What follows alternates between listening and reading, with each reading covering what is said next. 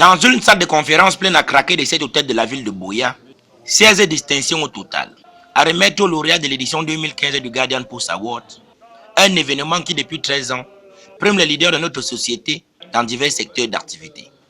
Nga Christian, directeur de publication de ce désormais quotidien, qui vit le jour en 2011, revient sur les valeurs incarnées par son journal, qui se veut défenseur de la cause anglophone.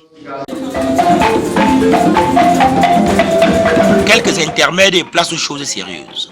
Les lauréats se succèdent à la tribune sous plus ou moins d'applaudissements, synonyme d'approbation des choix qui, selon le jury présidé par Peter Kings-Magnon, dérivent du vote des lecteurs. L'on notera entre autres l'homme de l'année, Dr Christopher Foumounian, choisi pour ses nombreuses actions humanitaires. Pendant que Maître Bernard Mouna arrachera celui du politicien de l'année, choix justifié selon le jury par son refus de briguer un autre mandat à la tête de son parti politique, l'APF, afin d'y faire triompher la tenance et la démocratie. Pendant que le très attendu prix de meilleur ONG de l'année sera arraché par l'ONG sur UDEF, dont le Chief Executive Officer, Jackson Carey, considère comme une interpellation à plus de travail. Lorsqu'on a déjà travaillé avec 10 projets dans notre organisation, on peut faire le double effort et on peut aller dans les autres communautés. Notre grand projet cette année qui commence la conservation des chimpanzés